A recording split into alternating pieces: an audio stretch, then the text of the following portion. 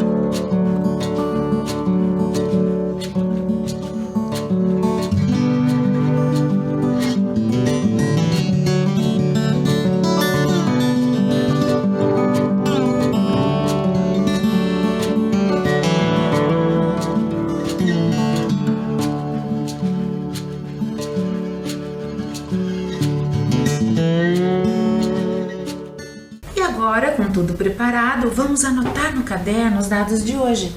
A data de hoje, o nome da nossa aula, Organizações Religiosas, ER de Ensino Religioso. Eu aguardo.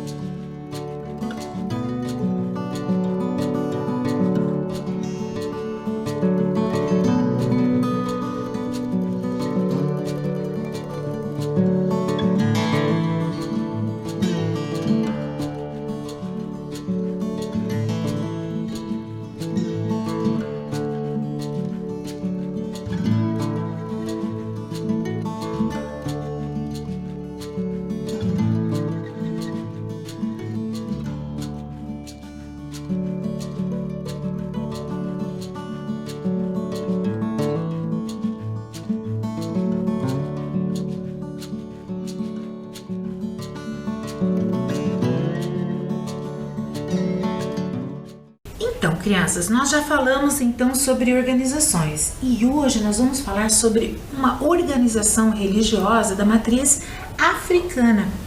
E para nós começarmos a conhecer um pouquinho a cultura dessa matriz, eu trouxe para vocês uma história. Essa história que está aí na tela, Tabuleiro da Baiana. A autora é Elma e também é dela as ilustrações desse livro. A editora é Paulinas. Hoje eu quero contar essa história para vocês que traz com muita graça e muito encanto uma personagem que é muito típica aqui no cenário brasileiro, que são as vendedoras de quitutes, ou seja, de comidas. Elas ficam conhecidas em todo o país como baianas. Sabia que muitas delas sobrevivem só da venda dos seus quitutes, de comidas que elas trouxeram lá da sua origem africana? Então vamos conhecer a história então da autora Elma. Tabuleiro da Baiana. Arminda Baiana. No seu tabuleiro tinha tanta coisa gostosa, só de olhar a boca se lambuzava de desejo.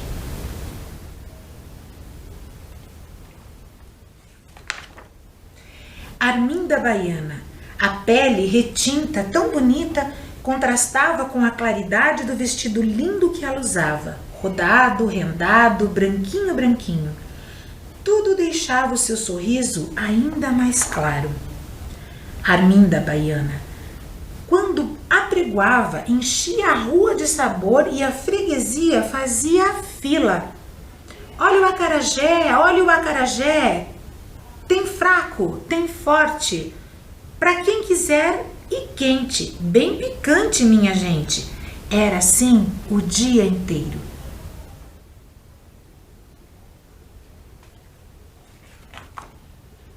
Arminda Baiana, os acarajés eram sua especialidade, fritos no azeite de dendê, recheados com vatapá, camarão seco e tempero.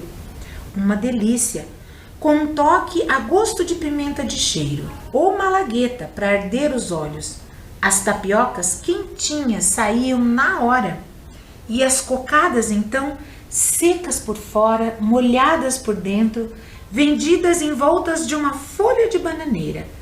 Um capricho só.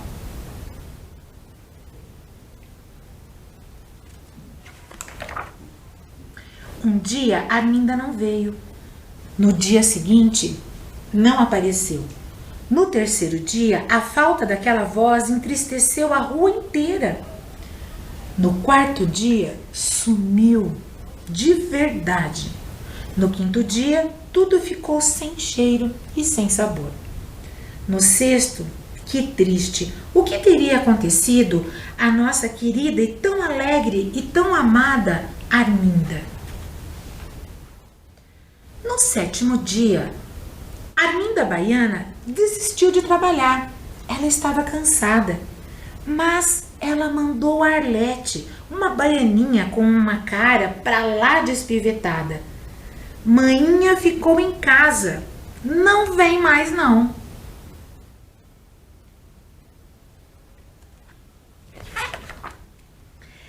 A curiosidade juntou todo mundo. Descobrimos que Arminda Baiana tinha muitos filhos: Armando, Anália, Antônio, Anastácia e a Arlete. A baianinha Arlete também contou que a mãe aprendera os segredos da cozinha com a sua avó. Vó dos anjos tem um tabuleiro no céu, disse Arlete. Tá lá em cima temperando a vida dos santos.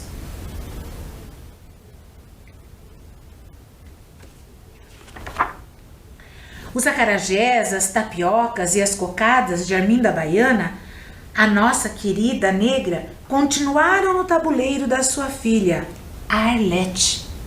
E frequentemente a alegria enchia a rua. Arminda Baiana aparece sim, mas só para contar boas histórias. Tem gente que não sabe, mas suas histórias e receitas são de tempos antigos, vieram de outro continente e enchem a vida de sabor e sabedoria. A gente adora suas histórias, assim como as receitas. Elas foram espalhadas de tabuleiro em tabuleiro. Hoje existe muita baiana de mão cheia por aí.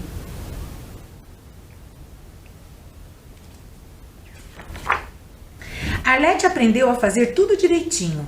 É tão gostoso. Você já provou comida baiana? Não, nem cocada? Olha, a cocada... Ei, olha a cocada, branca, preta, queimada, branca, preta, queimada, uma delícia. É fácil achar uma baiana. Aposto que toda cidade tem uma. Basta você procurar.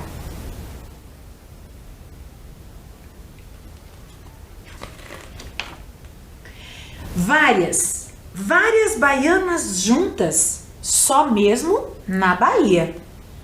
Quem me falou isso foi Arlete. Contou também sobre festas, músicas, danças e encantos que só lá tem.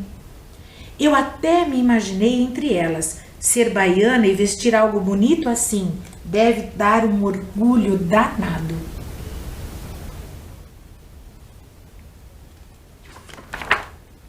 Foi a Minda Baiana que mandou Arlete Baiana pra gente. Às vezes, Antônia, a filha de Arlete, também vem nos visitar. E assim o tabuleiro continuou farto de sabor e de histórias. Tem acarajé, abará, acaçá, tapioca e mugunzá. Tem caruru, queijada, cocada preta, branca, queimada. Tem beiju e tem beijinho.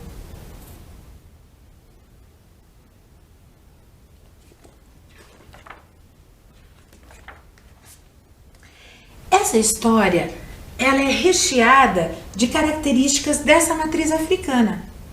Vocês viram quantas roupas diferentes, bonitas, comidas com cada nome diferente? Tudo isso representa a cultura africana. Diferente e interessante, não é mesmo? É sobre isso que nós vamos falar hoje, as organizações religiosas da matriz africana. Mas antes nós vamos só lembrar um pouquinho do que nós vimos na aula passada. Na aula passada nós vimos e falamos sobre organizações religiosas. A organização religiosa, ela é formada por um grupo social que participa da mesma crença. Lembra que eu falei para vocês? Possuem valores e significados comuns. A sua finalidade é conservar a tradição, é praticar a palavra sagrada e apresentar para quem não conhece a estrutura religiosa, os seus ritos, os seus símbolos, a sua hierarquia e várias outras informações. Na aula passada nós falamos sobre algumas lideranças, alguns líderes da sociedade e alguns líderes religiosos, que eles possuem funções importantes nas organizações do grupo ao qual eles pertencem. Lembra que eu falei para vocês o que significa um líder? Isso mesmo, é uma pessoa que comanda, que orienta as demais pessoas do seu grupo. Nós conhecemos líderes sociais, lembram quais foram eles? A professora ou o professor, a diretora ou diretor de uma escola e também o prefeito da nossa cidade. E tinha um último, vocês lembram qual era? Isso mesmo, os pais, eles também são líderes. Líderes sociais que nós chamamos, que fazem parte da nossa sociedade. E nós vimos também alguns líderes religiosos. Lembram?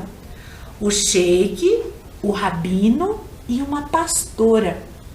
Hoje nós falaremos sobre os líderes da matriz africana, mas não só sobre os líderes. Nós também falaremos um pouco sobre como essa matriz se organiza, como é a organização religiosa dessa matriz.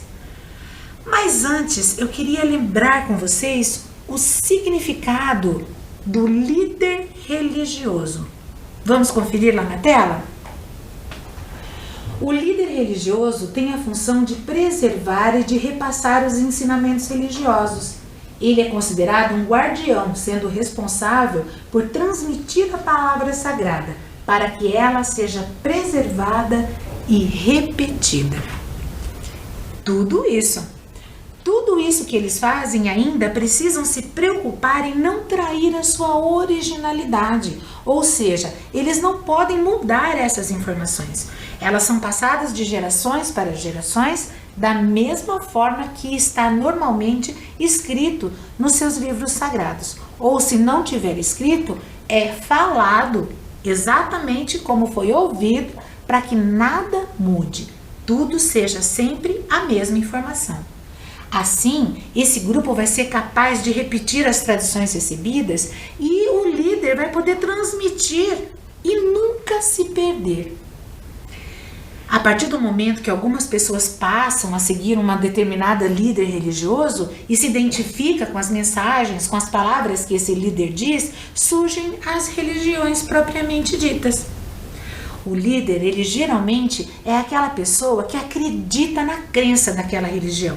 Ele estuda, escolhe, transmite os seus conhecimentos, tanto para aqueles que fazem parte da religião escolhida, como para aqueles que querem somente conhecer aquela religião. Os primeiros líderes religiosos que nós vimos foram esses aí. O sheik, que é o líder dos muçulmanos, o rabino, que é o líder dos judeus, e essa pastora, que é líder dos cristãos evangélicos. Eles todos são líderes da matriz ocidental. E antes de nós conhecermos um pouquinho mais sobre as organizações religiosas, eu queria fazer a nossa primeira atividade do dia com vocês. Eu falei tanto sobre liderança, independente de qual grupo social ele faça parte. Um líder. O líder religioso, crianças. O que vocês acham? Marque as palavras que representam os sentimentos que um líder religioso deve possuir. Quando uma pessoa escolhe ser um líder religioso, essa pessoa precisa ter alguns sentimentos, elas precisam ter algo que os ajude com os deveres que ele vai ter enquanto líder. E esses sentimentos são necessários, sim, são sentimentos que fazem com que ele seja uma pessoa de destaque. Então eu gostaria que vocês procurassem nessa atividade quais sentimentos você acredita que são importantes para que uma pessoa em destaque possa orientar outras pessoas. Isso em relação ao líder religioso. Prestem atenção, eu vou dar um tempo para vocês procurarem quais são esses sentimentos.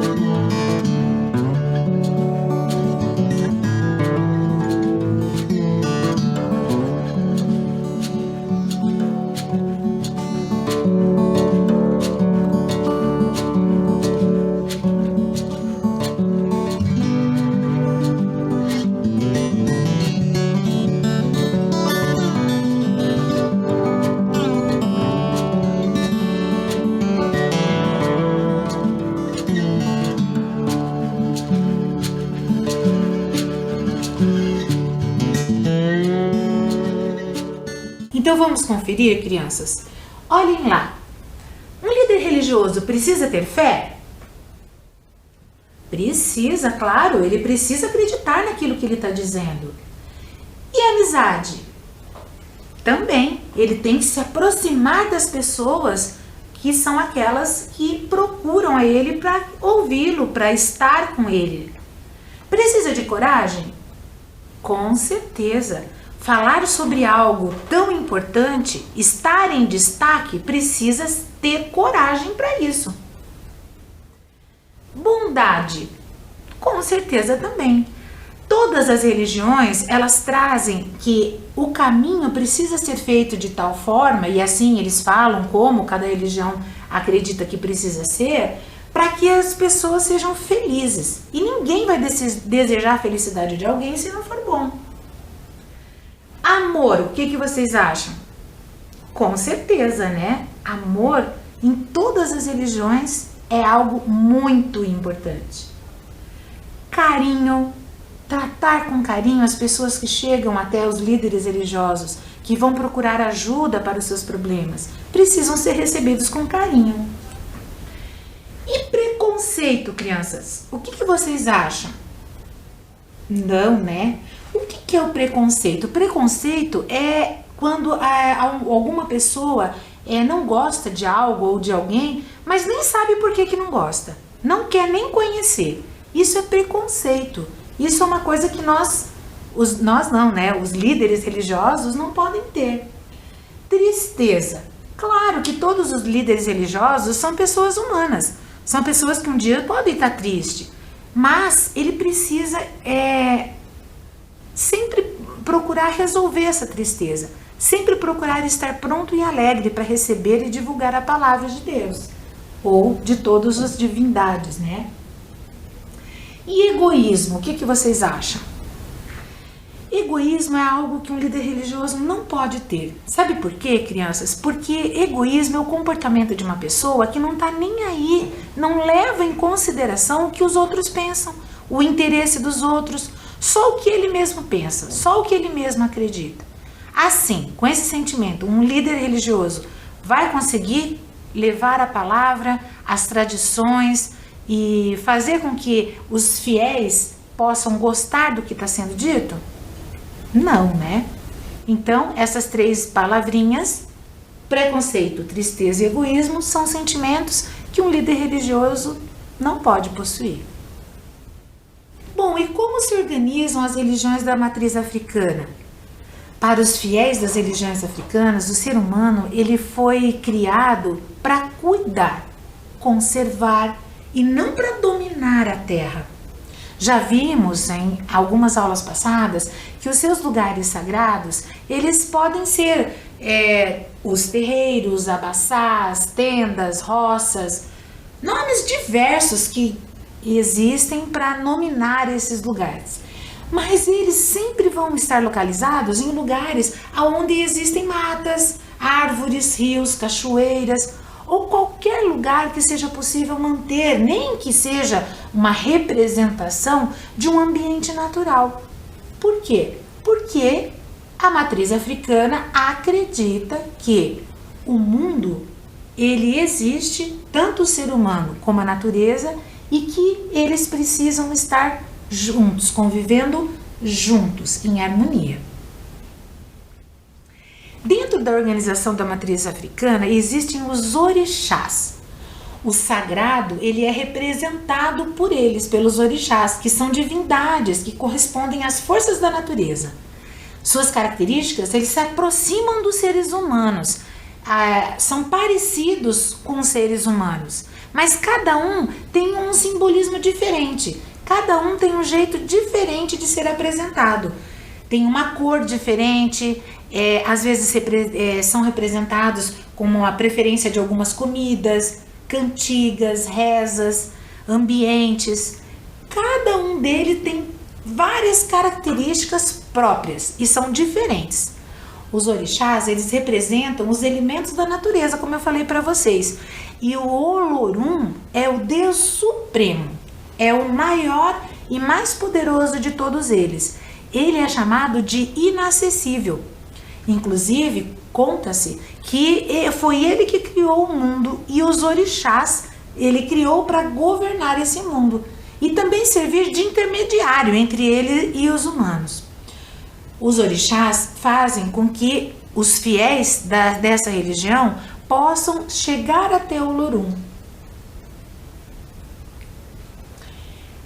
Vocês sabiam que dentro da matriz africana nós encontramos até mitos que possuem essa origem?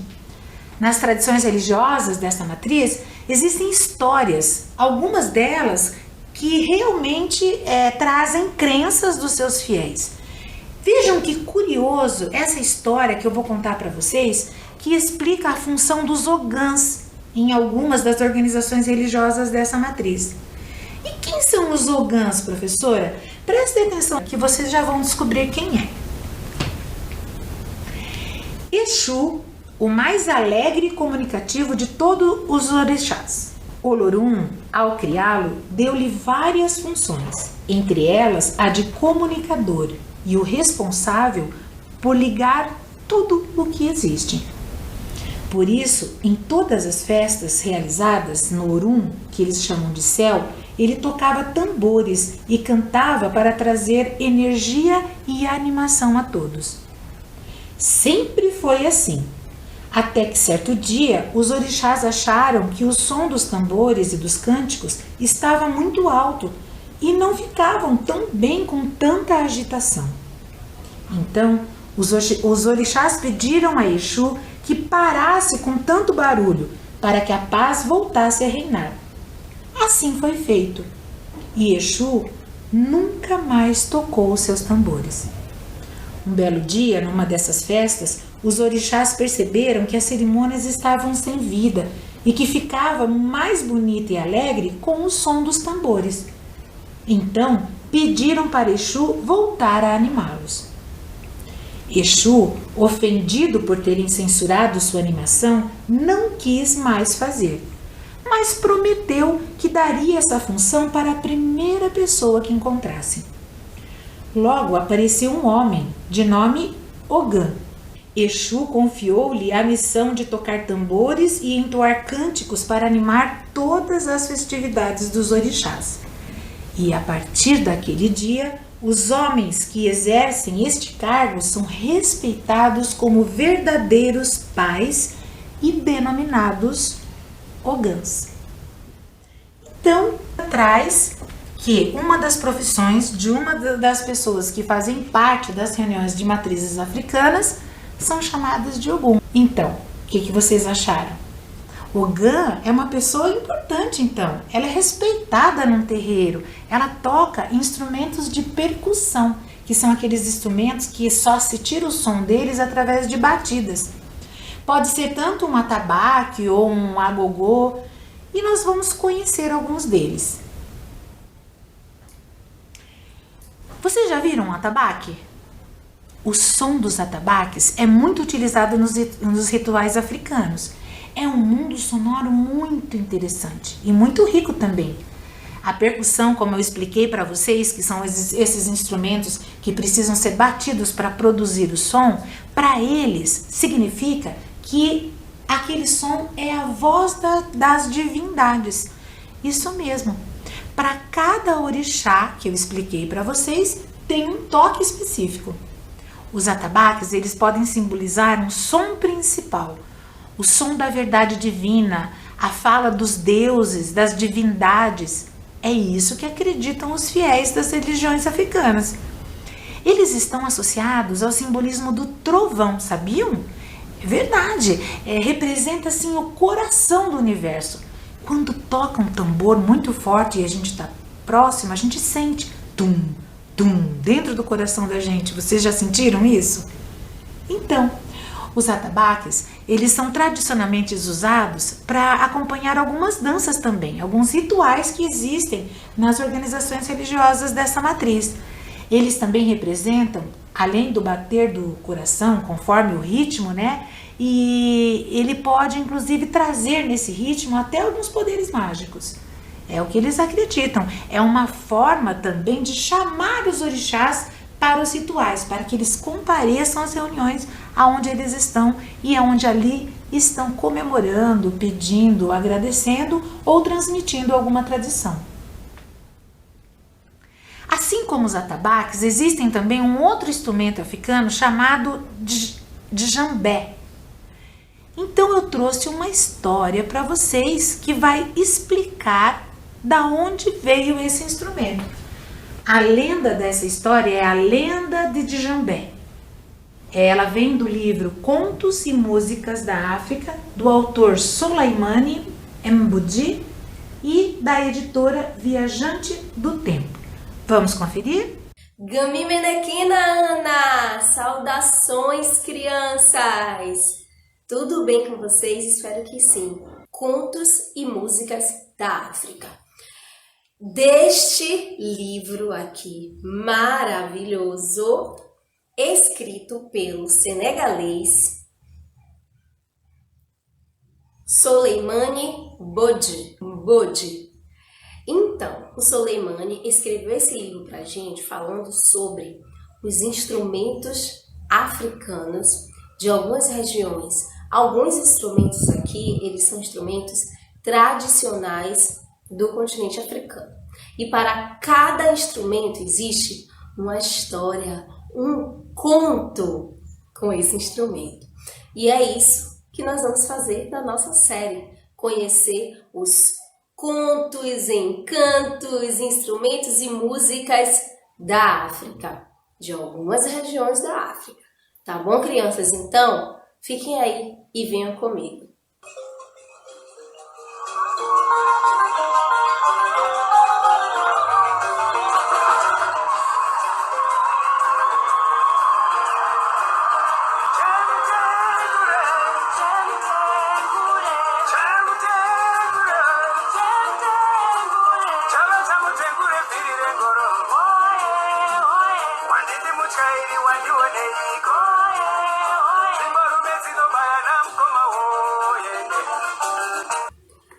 O djembé.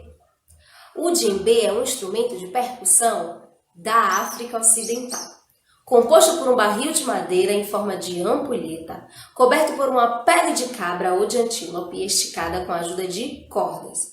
Possui enorme abrangência de timbres e tonalidades. Dizem que o djembé é uma entidade viva, que alberga os espíritos da árvore do qual foi feito, do animal que forneceu a pele e do músico que o toca. Os 3 sons principais variam dependendo do posicionamento da mão e de como o músico toca no instrumento. Vamos ouvir um pouquinho do som do djembé?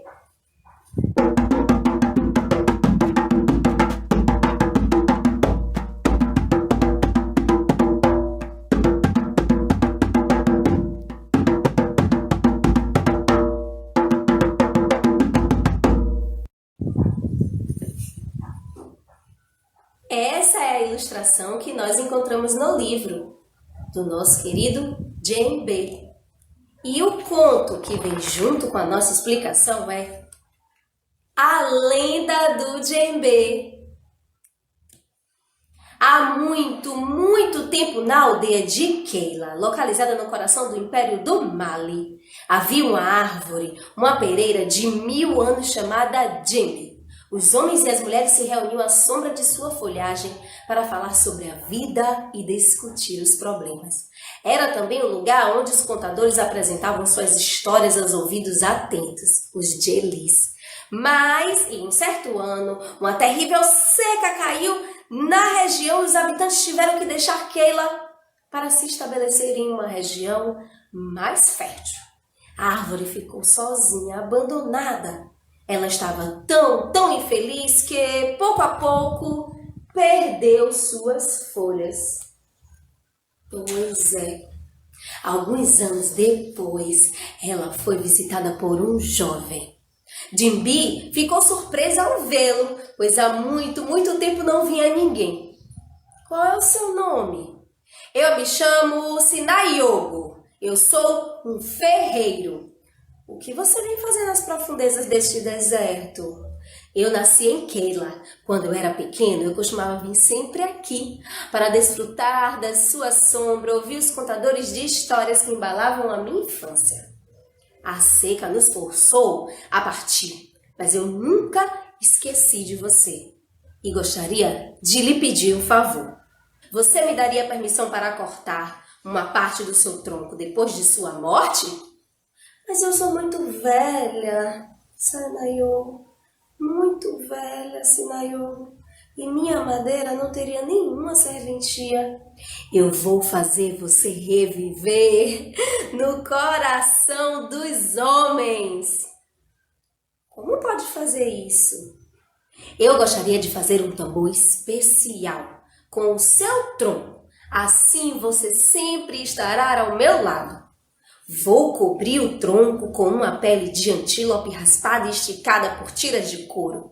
Ele vai acompanhar nossas lendas, nossas canções e nossas danças. A árvore, emocionada, deu-lhe sua permissão. Essa é uma ideia que me honra. Volte a me ver no dia após a noite das estrelas cadentes. O relâmpago terá me desenraizado. Olha, cheio de tristeza, Sinayogo deixa sua amiga. Alguns meses depois, a previsão de Jimbi se realizou e o ferreiro se pôs a trabalhar. Ele fez um belo tambor, tocou no mesmo local onde antes reinava a grande pereira de Caior, antigo reino do Senegal. Assim nasceu o primeiro djembe, esse instrumento de percussão, que parece com o atabaque. Homens e mulheres vieram de todos os cantos para ouvir este instrumento fantástico e dançar a sua música. A estação chuvosa finalmente chegou depois de vários anos de seca. O povo de Keila voltou para sua aldeia e, com o tempo, ganhou uma nova vida. Sinayogo tornou-se o primeiro djembefola, que é como se chamam os tocadores de djembe. Assim termina a história do djembe. Agora eu convido todos para dançar ao seu ritmo. Pois é, crianças, a natureza está muito presente na nossa vida e muito mais presente nos fiéis dessa matriz religiosa. Mas eu falei tanto da África, né? Duas religiões que representam bastante a matriz africana é o Candomblé e a Umbanda. E são as religiões que de matriz africana mais se destacam no Brasil.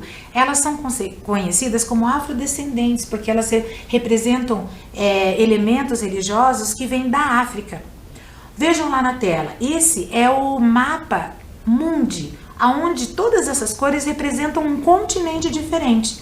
Alguém de vocês sabe qual que é o continente africano? Qual é o continente da África?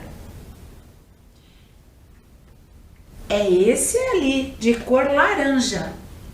Ali fica a África, da onde vêm as tradições dessa matriz religiosa. O candomblé, por exemplo, ele pode ser considerado um conjunto de experiências religiosas e de manifestação do sagrado por meio de experiências, por meio dos orixás, oferendas, os terreiros. Já a Umbanda, ele é uma mistura de crenças, de rituais africanos com outras religiões, como o espiritismo e o catolicismo, por exemplo. Tanto o candomblé quanto a Umbanda, os ensinamentos sobre a religião são realizados oralmente, sabia? De geração para geração. Não existem livros sagrados dessa matriz.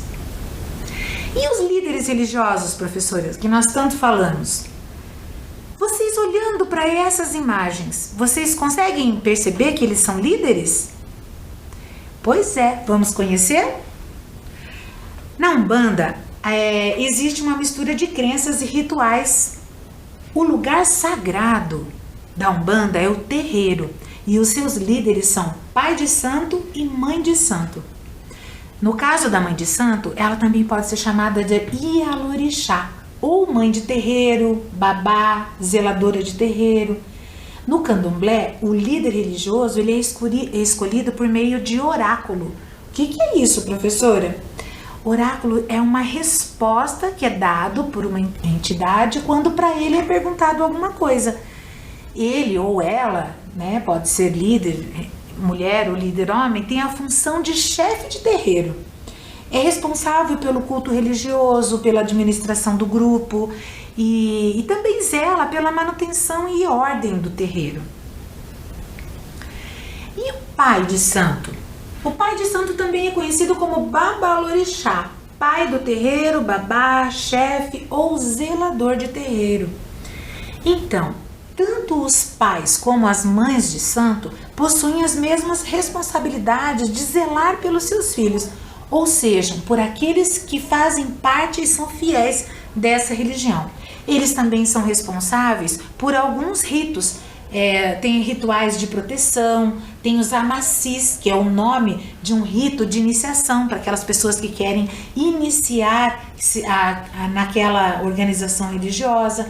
Eles também são responsáveis pelo batismo, pelo casamento e também de preparar pais pequenos e mães pequenas, que são aquelas pessoas que estão se preparando para um dia chegarem a ser líderes como eles. E eles aprendem a fazer várias das funções que esses líderes são responsáveis. Então eu trouxe para vocês um vídeo que a mãe de santo Adriana vai explicar um pouco melhor para vocês quais são as suas funções. Confiram lá.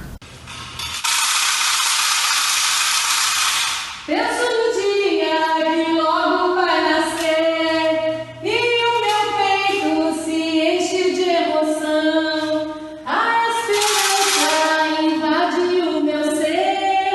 Eu sou feliz e gosto de viver. Olá, eu sou a Adriana e na religião de Umbanda me chamam de Mãe Adriana. Sou Mãe Adriana de Inhaçã, do terreiro de Umbanda, Tia Maria. Para ser uma mãe de santo, precisa muito tempo de aprendizado.